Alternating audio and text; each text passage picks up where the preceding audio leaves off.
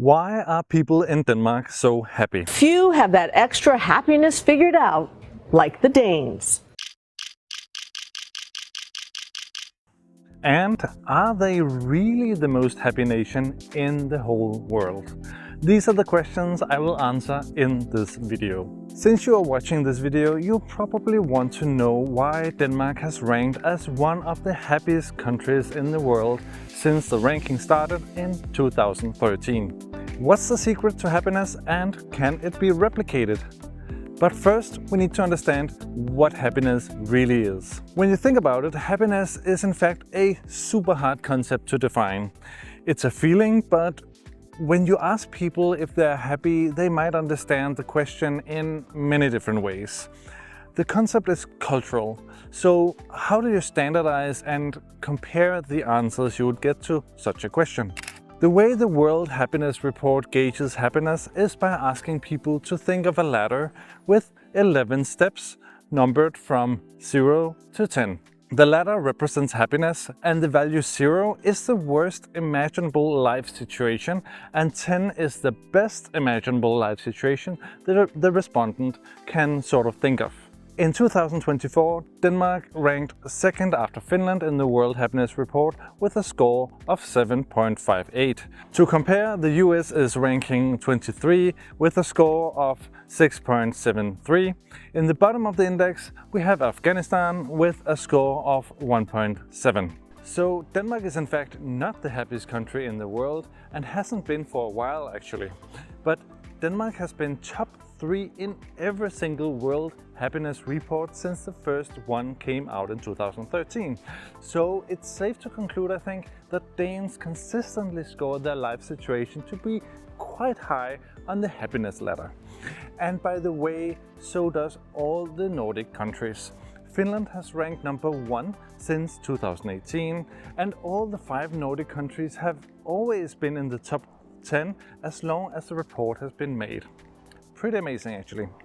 At this point in time you might think, wait a minute, Danes don't look particularly happy when they walk around in public, and the Finns, aren't they famous for not showing any emotion whatsoever? So how come these two nations rank among the happiest in the world? Well, luckily enough, the World Happiness Report breaks it down for us as well. It's all about scoring high on 6 parameters that are particularly well correlated with overall happiness. But before addressing these 6 happiness drivers, I want to talk about how happiness is understood culturally in Denmark. For Danes, happiness is a calm psychological state, I would call it.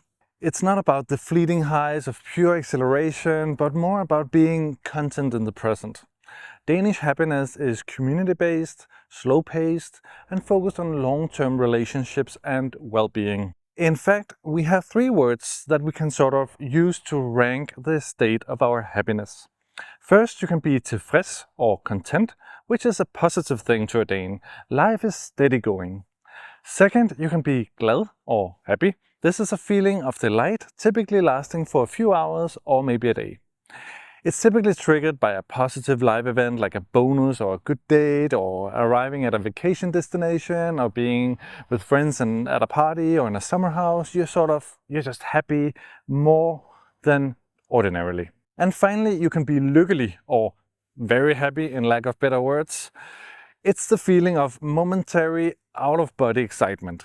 It's when you experience being in love, kissing your loved ones, having sex, or receiving affection from your offspring or loved ones in general. Or it can also be landing this big order at your work, or finally solving the puzzle, or seeing your code compiling and executing correctly after days of hard work at the computer. Overall, Danes are fine with being content most of the time.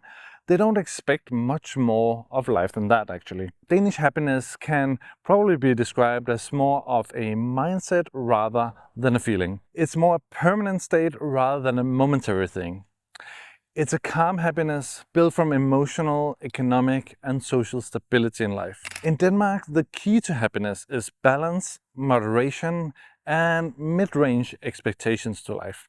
Danes expect neither extreme success nor major failure in life.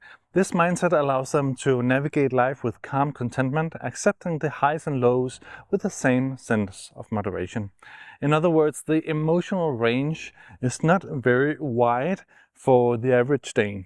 If we compare with the US culture, there the range of emotion is much larger. On one hand, the American dream positively reinforces the idea that everyone can be a president or first person on Mars or something like that. The bar is set very high, and these high expectations can set people up for disappointment, and especially if you don't live up to the expectations you have or that you feel that society have. Slipping and falling in the rat race can quite easily lead to personal or family disaster in the US, so that's the other end of the spectrum. People are aware of this, and combined with the greatness of the dreams you're allowed to dream, your life can also turn into a nightmare all of a sudden quite rapidly. So there you have the range. The Anglo-American happiness also tends to be more pleasure-oriented and focused on the highs in life, downplaying the everyday life.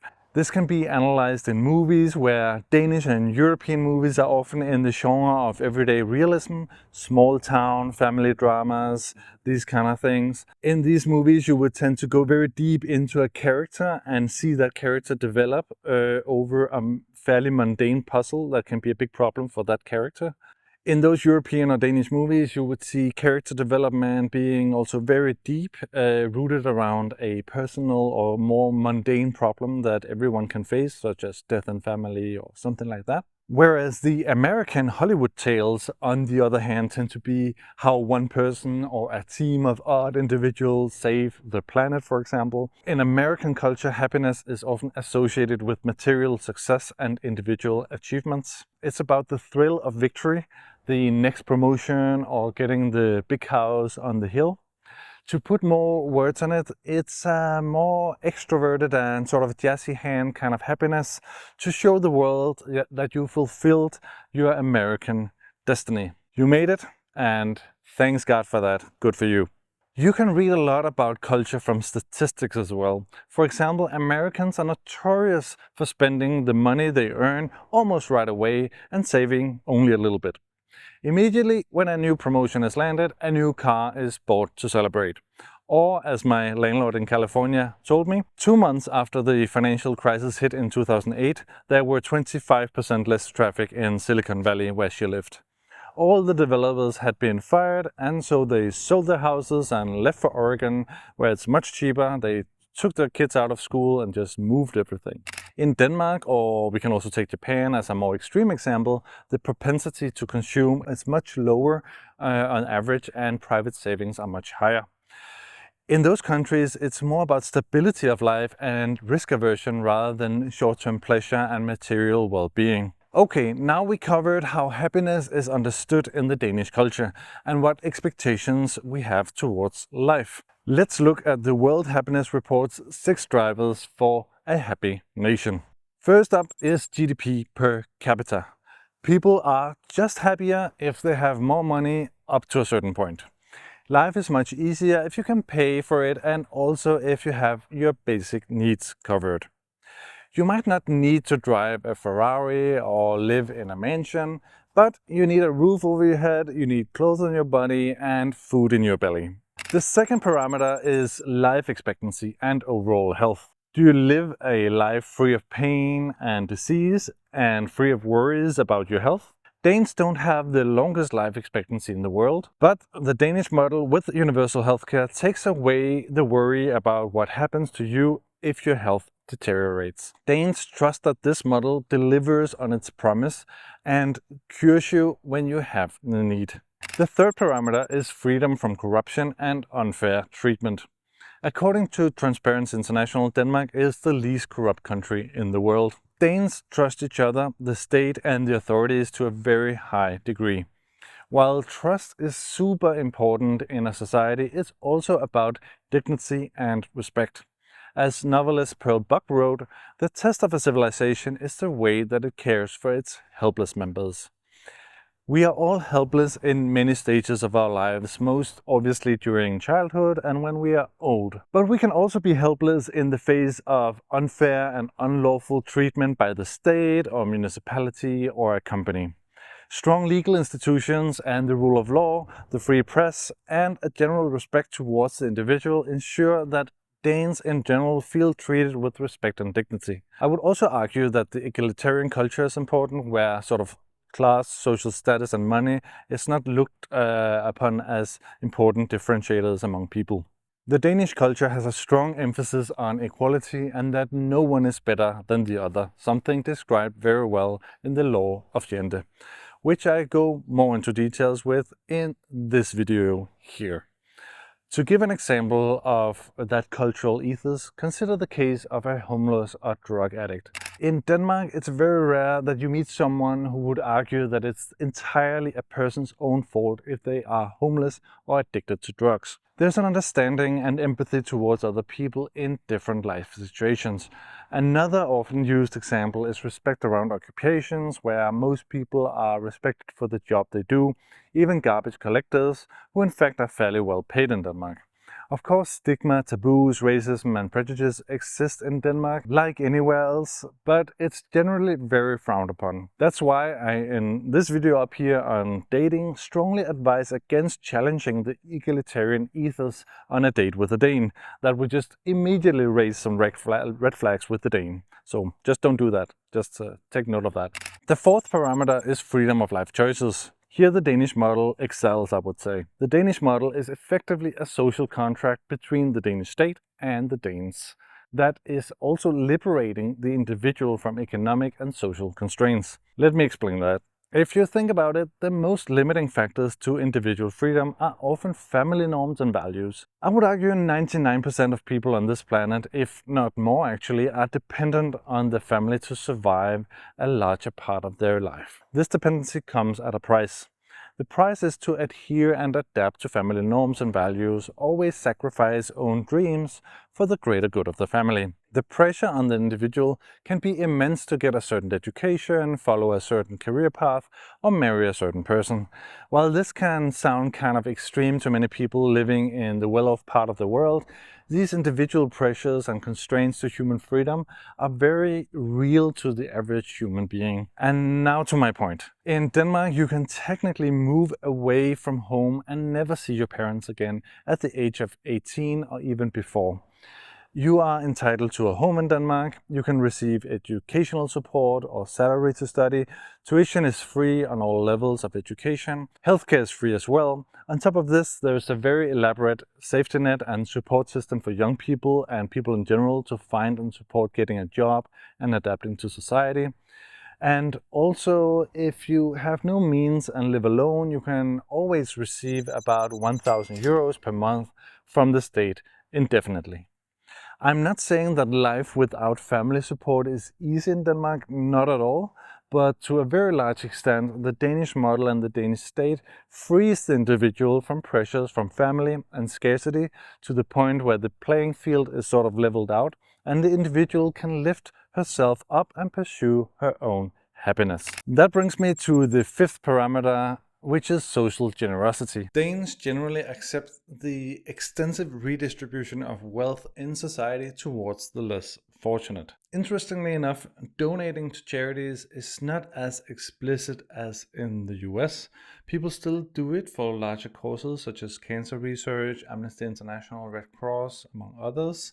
But if faced with a homeless person in the street, it's not uncommon in Denmark to think that it's the state's job to help out and that a donation to solve this local problem has already been made through the tax payment. In other countries like France, religious institutions like the Catholic Church has historically played a big role in taking care of the unfortunates and the vulnerable in society.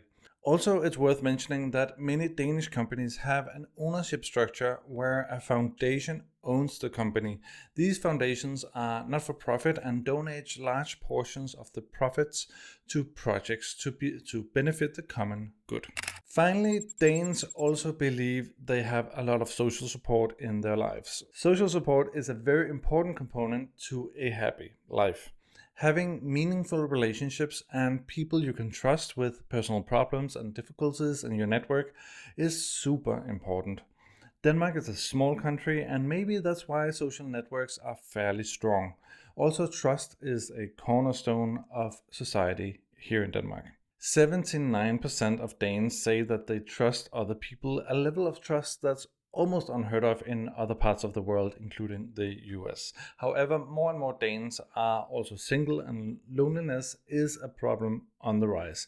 So I would be curious if Denmark will continue to score high in this category of social support. So, what is the secret to Danish happiness? It's not about winning the lottery or achieving a grand goal. Danish happiness is found in the simple pleasures of life, intimate relationships, trust in the community, and a well-functioning welfare system that reduces the risk of life's uncertainties. Danes enjoy being in the moment, and they like to know what's in store for them down the line. Happiness here is not an euphoric, blissful state, but more of a calm contentment. Maybe you can call it the Danish dream. To view more videos like this, check out my recent videos here and here. Also, you can support me just by subscribing to the channel or liking this video. Let's connect if you have a question or idea to more videos. Until next video, take care.